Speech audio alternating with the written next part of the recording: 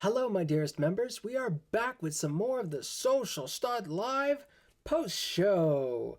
Yay! We do this every once in a while. I'm trying to make a habit out of recording the post show as soon as possible so I can get it out to you as soon as possible. I really wish this was a thing where I could go live just for the members. But the way that YouTube does that, it's so weird. The live streaming capability for members, it's either like non-existent or just hard to figure out. I don't I already don't really know the nuances of live streaming in general. And that adds an extra layer that makes it a little bit more complicated. So like I wish I could do it, but I don't really know how well it would even work out. So I do it pre-recorded. It's going to be out the next day. Well, you're watching it now, so it's out the next day, hopefully, if I did this right. So today we're going to be doing an additional Mr. Beat video. We covered one on the main show. We did Rhode Island versus Delaware, two small states, learning about those and the differences and the similarities and that sort of stuff.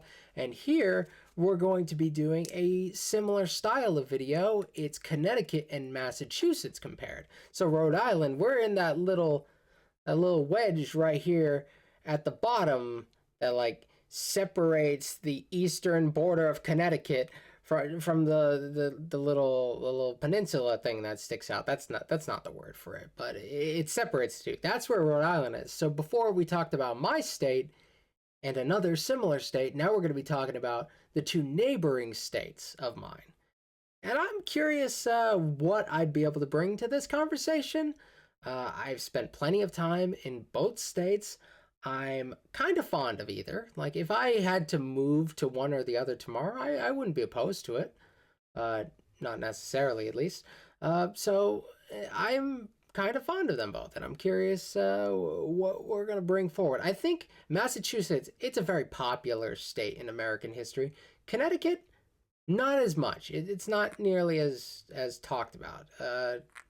I'm curious if I'm going to be learning a little bit more about Connecticut.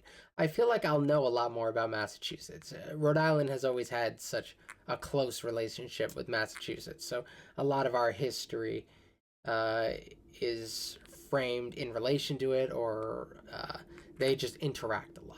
So, yeah. Connecticut and Massachusetts, two small New England states that can trace their beginnings to important moments in the founding of these United States. And yes, both have a lot in common. Both are just really nice. According to the latest data, both are two of the wealthiest states in the country. Just looking at GDP per capita, last year Massachusetts had the second highest in the country, and Connecticut had the fourth highest. The Northeast does all right when it comes to that sort of stuff. Like, we are financially okay. The Northeast has a lot of things actually going for it. Interesting factoid. I believe like the top 5 most vaccinated states in the union are all northeastern-ish states. My state, I believe at the time of this recording, is number 2. Vermont is right ahead of us, and they're like right above us, like a couple states above us. I don't know where Massachusetts or Connecticut fall, but I think they're both pretty close to. States also have really high median incomes. Both have... Oh, I know this place at the bottom. This place in Connecticut. Like I walked around there. That's a really nice touristy area. I think that's in Mystic. Downtown Mystic. Yeah, I think there's like a bookstore on like the corner on the end of the road on the left. Like there's a pizza place right down here on the right. Yeah, I think I know this place. Low poverty rates. Both have relatively low violent crime rates. Yeah, I know about New Haven, okay? But no, overall, both are really nice. And because of that, both do have a really high cost of living. That said, Massachusetts is slightly more expensive overall. Both states have higher taxes than... For some reason, I'm surprised about that. Connecticut is seen as this this very high-end, like often predominantly white place that like is seen as kind of like desirable to like the upper class. I don't know why I am surprised by Massachusetts being the more expensive though, because Massachusetts it's not too far off in a lot of facets. I think about Connecticut and I think of like the Harvard crowd. I don't know. Most other states in the country. Some people even refer to Massachusetts as, quote, Taxachusetts because of the stereotype of higher taxes. Our taxes are higher. Did you know that overall Connecticut has higher taxes? You didn't. Well, now you know. Congratulations. I'm pretty sure our taxes are higher.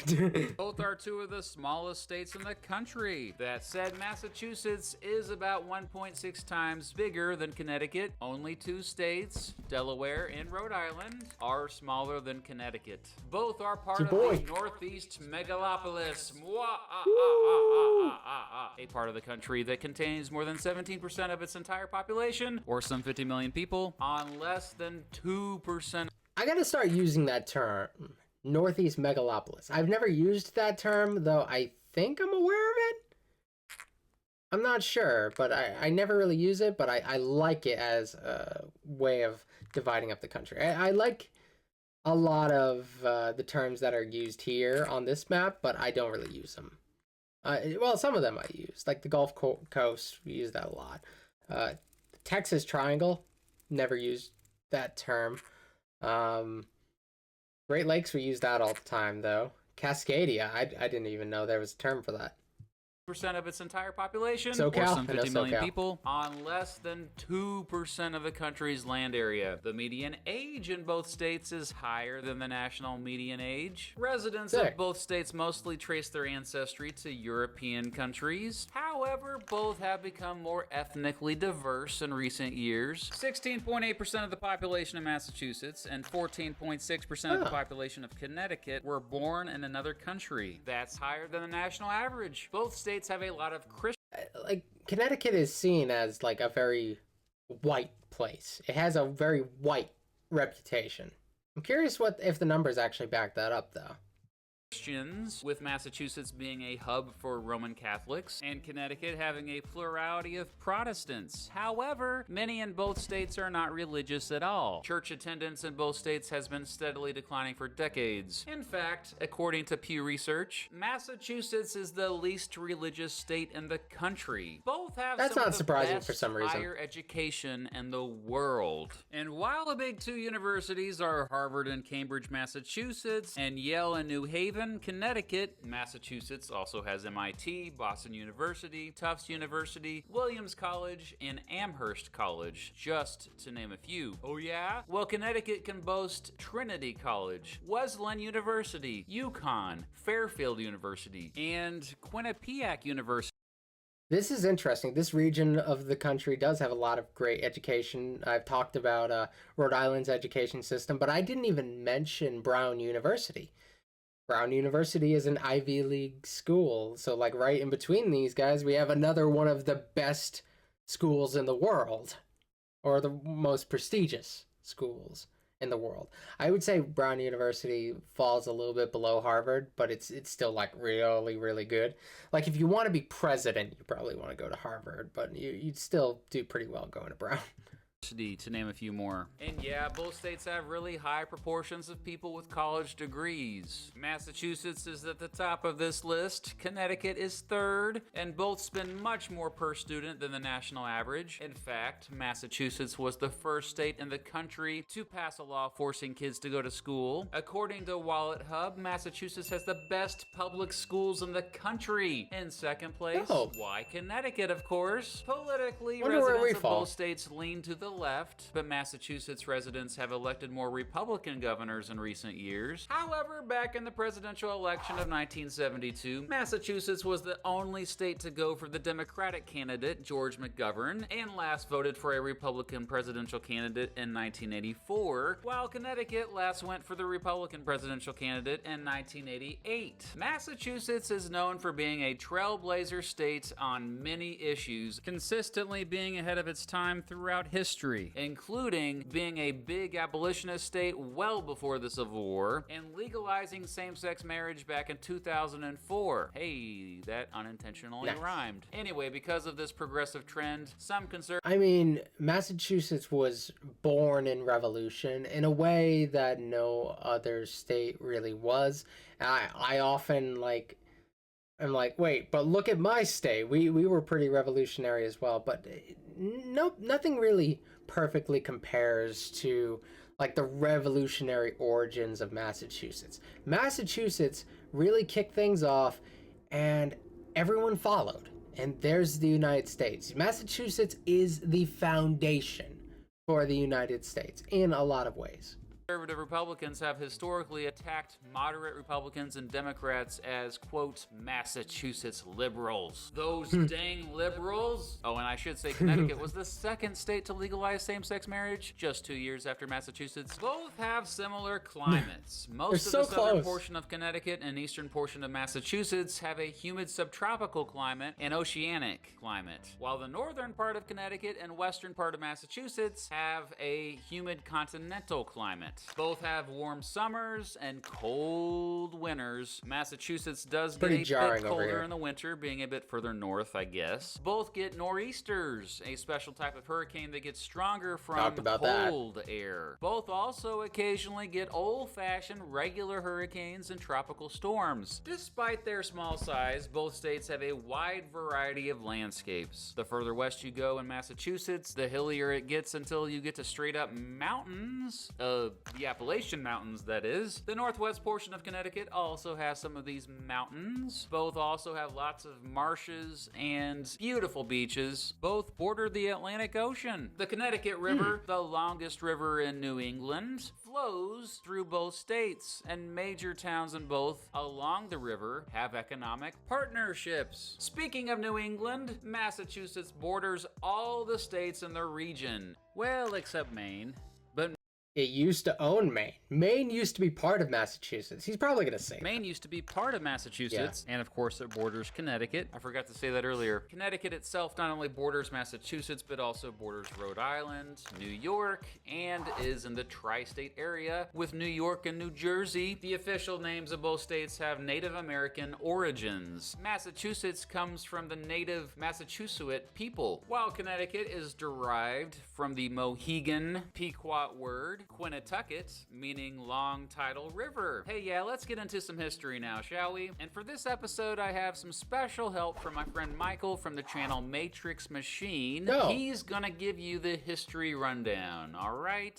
Well, thanks, Mr. Beat. What's going on, fellas? I've been given the opportunity to be a guest in this video, but I can save the thanks for later. Right now, we have some states to discuss. Connecticut and Massachusetts do have their similarities, but when you take the New England moniker off the two states, they become more independent of each other. A modern-day example would be football. In Massachusetts, you can't go anywhere without seeing someone sad that one particular player is somewhere warmer in Florida, while in Connecticut, they like to diversify their pain with the New York Jets and the New York Giants, who both play at MetLife Stadium in New Jersey. But I'm getting a little bit ahead of myself, so let's look at some history. The land that would formerly become Connecticut and Massachusetts in the late 1700s had previously been inhabited by groups of humans, mostly Native Americans, for thousands of years. According to the website American Ancestors, the three main tribes in Massachusetts were the Mohican, the Mohegan, and the Wampanoag, while there were multiple, if not dozens, of tribes in Connecticut. However, sooner rather than later, new settlers would come into this region that would have a huge impact on the entire culture of what would be the future of the United States. In 1620, a group we simply know today as the Pilgrims sailed from England all the way across the Atlantic Ocean and became the first European settlers of what would become Massachusetts and the surrounding area. Fortunately for them, they had become friendly with the Wampanoag tribe. More Puritans eventually came to the area and founded the Massachusetts Bay Colony in 1629. 7 years later, more Puritans settled further south and founded the Connecticut Colony. Throughout the rest of the 1600s, both colonies grew rapidly. I just thought about this. I know the founding story of a good amount of New England states. Connecticut, I didn't really know much. I just assumed it had something to do with the Puritans, and they were so close to everything else going on. I know what happened in Massachusetts. I know what happened in my state of Rhode Island. I assume Connecticut's just some extension of that.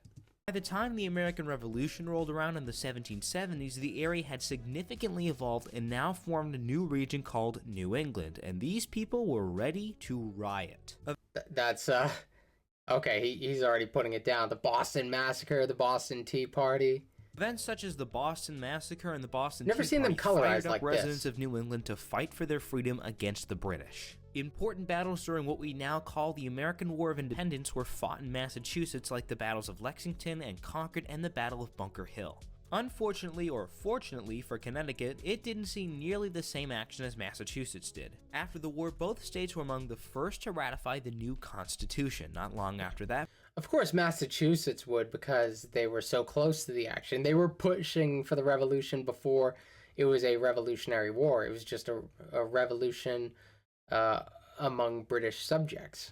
both states became the stronghold for the first official political party in American history, the Federalist Party. Early on, both states were pretty progressive. Massachusetts And everybody's favorite, Alexander Hamilton. in history, the Federalist Party. Early on, both states were pretty progressive. Massachusetts was the first state to abolish slavery in 1783, followed shortly by Connecticut the very next year. Both were also strongholds for various reform movements throughout the early 1800s, and both were industrial hubs that continued to experience steady population growth. During the American Civil War, no battles ever reached both sides. However, both provided plenty of weapons, supplies, and most importantly, soldiers for the Union side to help it secure victory. After the war, Connecticut and Massachusetts entered the Gilded Age, where industry continued to grow and the economy flourished. The Gilded Age is it's kind of a uniquely American. It's a very American term to use to describe that time, because all other countries may describe it a little bit differently. It was the Gilded Age of America, certainly, though. This is when a lot of industry leaders are popping up. All the monopolies are starting to pop up. We got the railroad becoming very important. Massachusetts entered the Gilded Age, where industry continued to grow and the economy flourished. In the late 1800s, thousands of immigrants, mostly from Europe, came to both states in search of a better life. In 1891, in Springfield, Massachusetts, James Naismith invented the sport of basketball with the goal of creating a fun game for groups who attended the YMCA. I think basketball, it was, I believe in Massachusetts they have the basketball museum or hall. Yeah, they have this big basketball museum, and I remember I went there a few times as a kid, and I was so excited, and I got to see, I think it was a statue of this guy holding a ball and a bucket, because like they didn't have the actual hoop. They held a basket at the time, so you'd actually have to throw it in a basket. Somebody would have to hold the basket as they were inventing this new fun game. I got to see a lot of cool stuff there. I got to see Shaq's shoe, which is bigger than my torso. It's definitely worth checking out.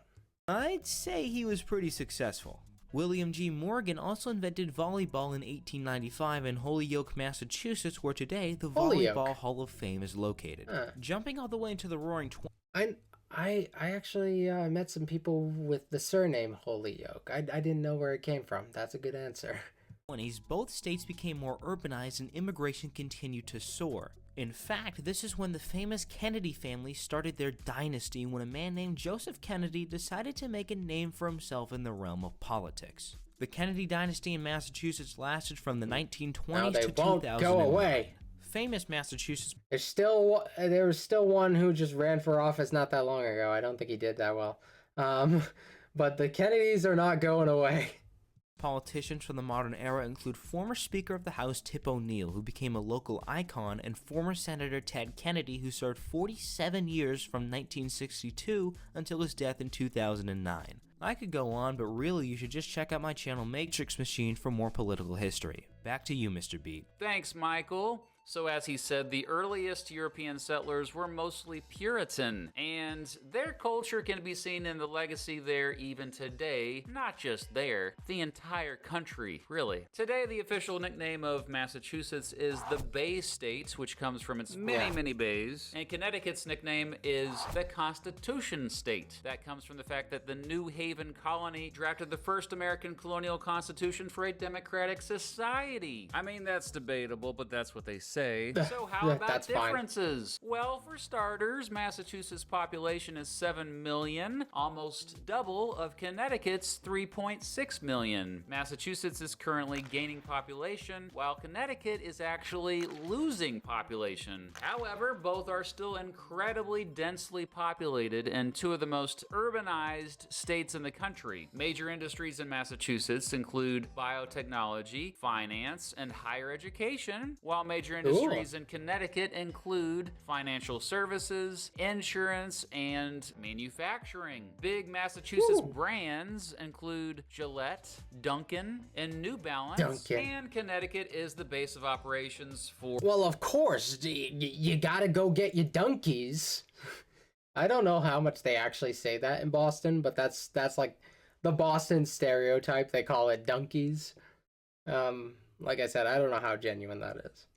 I most of the people I've talked to in Boston weren't really true Bostonians. A lot of them moved there after the fact. For ESPN, Subway, and Vineyard Vines. Wasn't Vineyard Vines founded in Massachusetts? Yeah, on Martha's Vineyard, Smarty Squirrel. Hey, speaking of Martha's Vineyard, that's the Massachusetts island known as the place that rich people flock to every summer due to its beautiful beaches and relatively pleasant climate. Housing prices there are 96% higher than the national average. Speaking of islands, both have islands, but Massachusetts has the islands. You know what I'm saying? In addition to Martha's Vineyard, there's Nantucket and the Elizabeth Islands, among others. Massachusetts. No, I joke. I kid. Massachusetts gets more precipitation on average. Connecticut has some of the worst economic inequality in the entire country. There we go. Massachusetts has professional sports teams. Connecticut doesn't. Well, technically, so the New England Patriots are basically a Massachusetts team, but they are the New England Patriots. So in Connecticut, there are plenty of Patriots fans. In Rhode Island, Patriots are our team, and we kind of adopt Massachusetts teams. Connecticut, I'd imagine they must be identify at least somewhat with Patriots. I would assume, like in a large way, but they're kind of in the position where they're in between a few different places, and if they don't have their own team, they get a little bit more leeway to choose. How dare you forget the Connecticut Sun, you punk? Oh, sorry, WNBA. Marijuana is legal in Massachusetts. Not in Connecticut, at least not quite yet at the time of the making of this video. Connecticut doesn't have toll roads. Massachusetts has the giant metropolitan area of Boston with more than 4.6 million people. Connecticut's biggest metro within the state is Greater Hartford with about 1.2 million people. The rest of the 7 largest cities in Connecticut are actually part of the New York metropolitan area. Bridgeport, New Haven, Stamford, Waterbury, Norwalk, and Danbury. Indeed, many Connecticut residents commute to New York City for work. 4 American presidents have been born in Massachusetts. John Adams, his son John Quincy Adams, John F. Kennedy, and George H.W. Bush.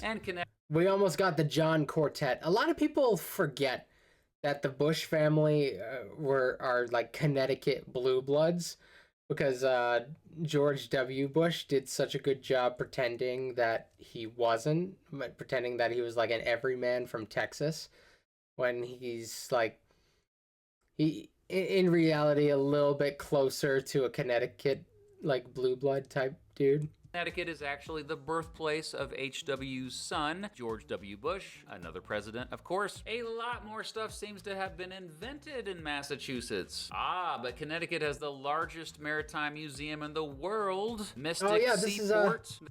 I think this is Mystic again. I'm not sure, actually. I thought I recognized that bridge, but I'm not sure anymore. Connecticut has the largest Might be maritime Mystic. museum in the world, Mystic Yeah, it is. Seaport. That said, far more tourists flock to Massachusetts each year. Hey, there's me in Plymouth. The shape of Massachusetts is often Gotta go to easily Salem identified thanks during to Halloween. Cape Cod. There's actually a canal that cuts through the peninsula that separates it from the mainland. Apparently, people who live in Connecticut are nicknamed nutmeggers. Massachusetts, my daughter. Massachusetts, my daughter got married in June. June, it's a kind of bite, it's sort of a throat bite. In Connecticut, you kind of start to get a little bit of that East Coast, kind of almost New York, but not quite Connecticut. That's my business, not yours. The accents are more distinct in Massachusetts. In Connecticut, there's more variation, and they generally pronounce their R's more there. Okay, well, they pronounce their R's in Western Massachusetts too. In conclusion, yeah, I'd still say both have way more in common than differences. To simply sum up the differences, Connecticut is basically Massachusetts without Boston, and if Massachusetts was more influenced by New York. And like I said earlier, there's a good reason why the cost of living is so high in both states. They remain highly desirable places to raise a family. That was pretty cool, yeah. I'm probably gonna try doing at least one of these every live stream if I can.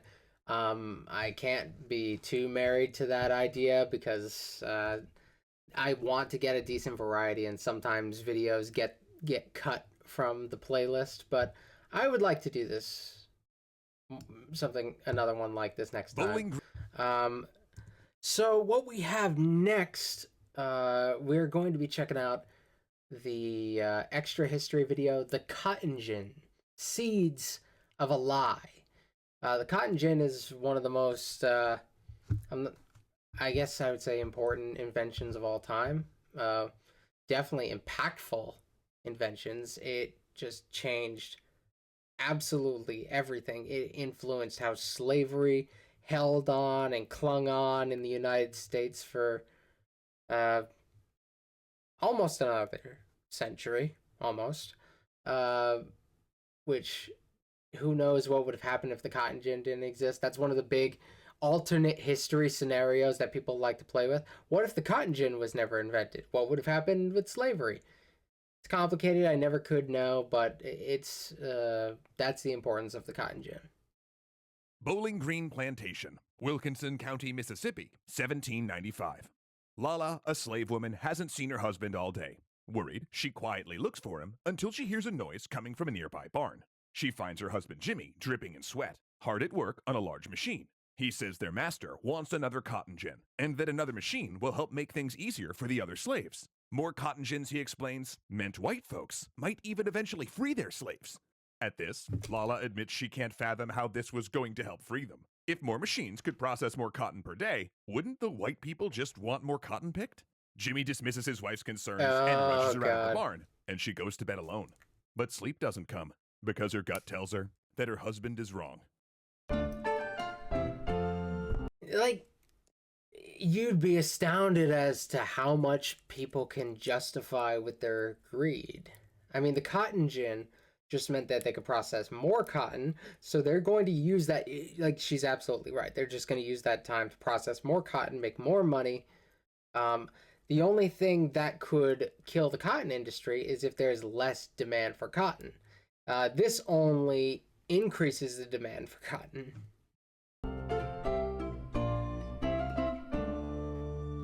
This episode of Extra History is brought to you by all of our wonderful patrons over on Patreon. Thanks so much for your support. The cotton gin is a landmark in American technology, an invention that shows the promise of innovation and how that promise can go unfulfilled. A lesson that's quite relevant today. Because when it first appeared, some enslaved people thought the cotton gin would make their lives easier by removing the arduous task of removing cotton seeds by hand. Some even said that the device could pave the road to abolish slavery. And one person who reportedly believed that was the machine's inventor, Eli Whitney, though ironically, his machine had the opposite effect. Born in Westborough, Massachusetts in 1765, Whitney exhibited talents for many things in his teens, including blacksmithing and manufacturing. In fact, he was talented in so many areas that he had a hard time figuring out what he wanted to do in life. So with his goals Dude. still scattered, he I feel that you ever just so talented and great at everything that it's just a burden. I kid. decided to attend Yale and parlay his degree into a teaching position. Then, freshly graduated, Cool. he traveled to Georgia based on a job offer. But the promised employment fell through. Now alone, stranded, and unemployed, he had to make some new connections. But luckily for Whitney, a plantation owner by the name of Catherine Green took a shine to him, offering him housing and introducing him.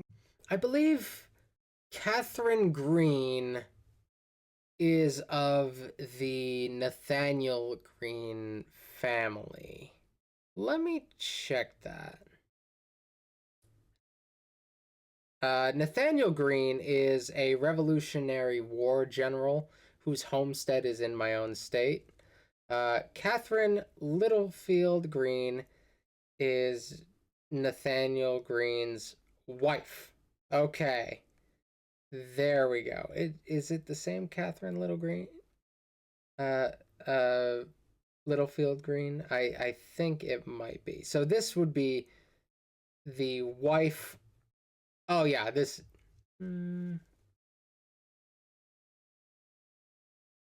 Is this the wife of Nathaniel Green? Hold on. To her manager, Phineas Miller. They all became fast friends, and in 1793, the three of them played integral roles in the creation of a revolutionary machine, the cotton gin. Now some say Green actually came up with the design, and Whitney just built it for her and operated as its frontman because, sexism. While others claim course. Green simply provided Whitney with funding and resources.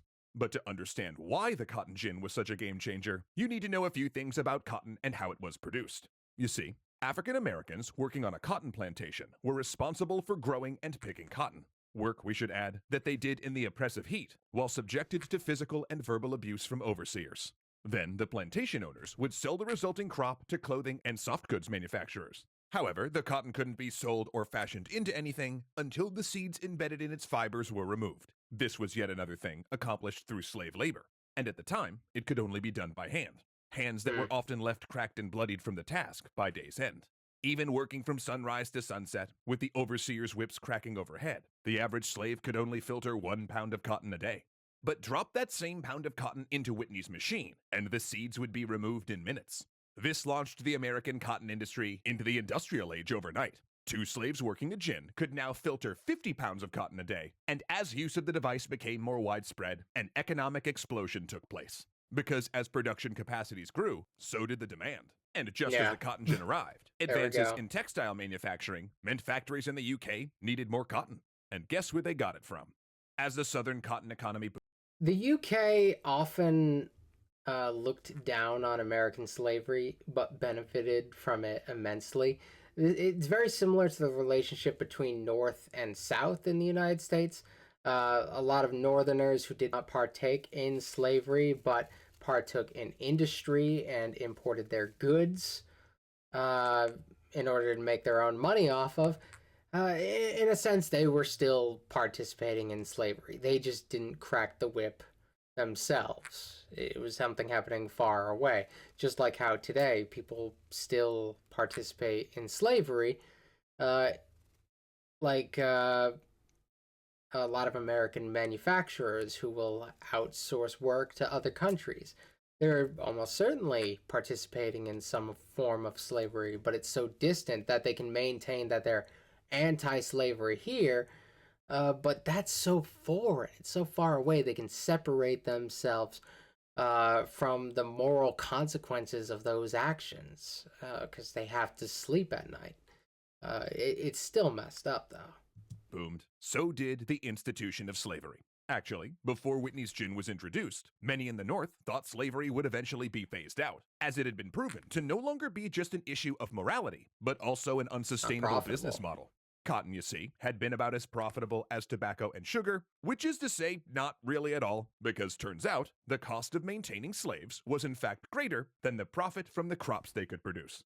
But Whitney's invention changed all that. Thanks to the cotton gin, the U.S. southern states would increase their output from 3,000 bales in 1790 to more than 3.8 million by 1860, accounting for nearly 3/4 of the world's cotton. And if you're thinking that at least with the machine the slaves might have had it easier, that wasn't the case. Because as slaves became more valuable to cotton plantations, tobacco farmers tried to recoup their losses by selling off their slaves to King Cotton, which in many cases meant irreversibly breaking up entire families.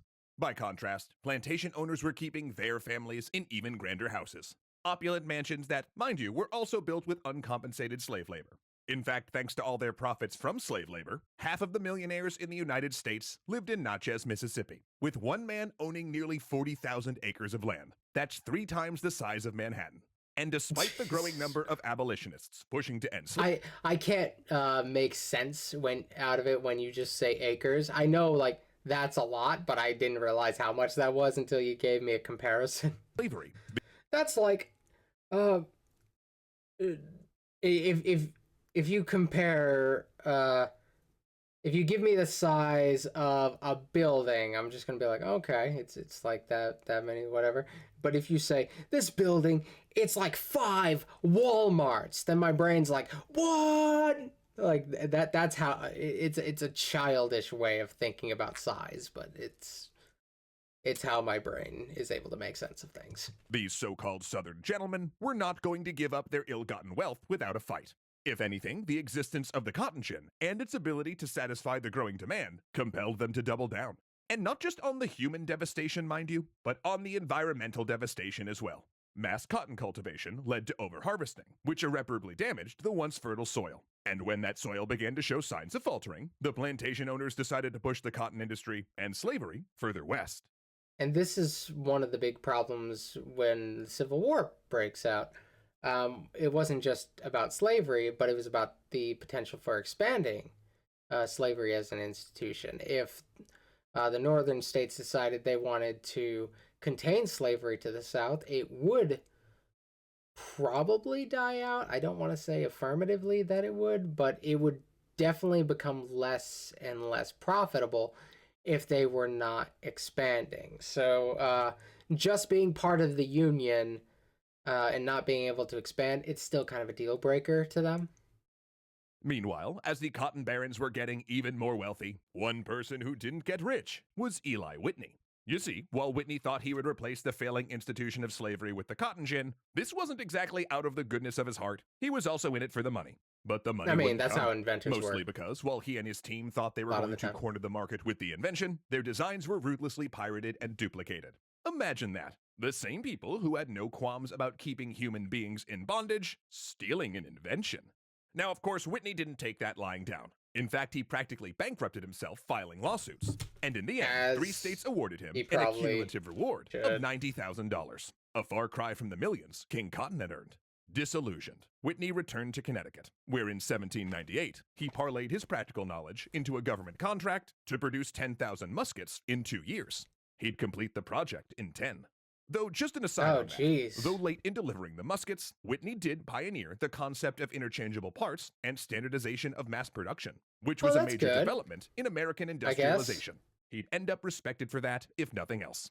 Then in 1825, Whitney passed away from prostate cancer, missing the tragedy his invention would inadvertently fuel. Because as the southern states reaped massive wealth from cotton crops, many of the plantation owners also took high-ranking positions in local government. They fought tooth and nail to protect their cotton profits with legislation, and even managed to prevent Abraham Lincoln from appearing on the southern state ballots when he ran for president in 1860.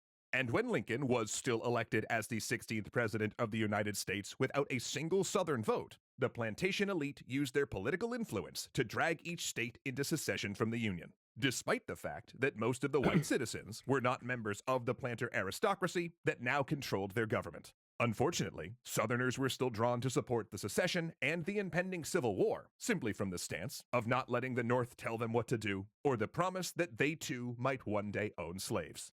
You know that old saying, the road to hell is paved with good intentions. Well, the story of the cotton gin kinda fits that adage to a T. I True, suppose. there's no way of knowing how things would have played out had it not been invented, or even if it had taken But like I said, one of the most popular alternate history scenarios is this. 1 million people have attempted it. We've had a few different versions. Honestly, there's only so many versions of what could happen when it comes to this as far as like people's imaginations go before it starts getting crazy. another decade to come about. But the definitive lesson here is that progress for some often translates to a step back for others, especially in a free market scenario where profits and not justice are the priority. And as discussions over racial and economic disparity continue, it's easy to draw parallels between the cotton gin and our current era. How many times have we been sold a technology that's supposed to level the playing field or make everyone's lives easier? And how many times have we later learned that that same technology has terrible consequences for workers, consumers, or the environment? So the story of the cotton gin should remind us that technology itself can't deliver justice and equality. That work is still up to all of us.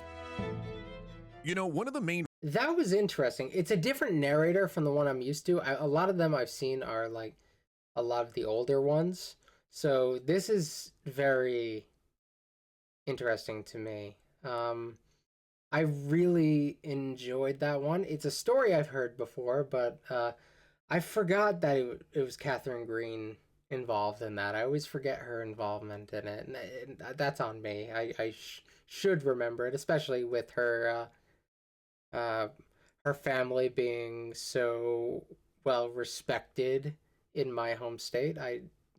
Should be something that I try to remember, but I failed in that regard. But I thought that was a solid video on a subject that I think everybody should learn about.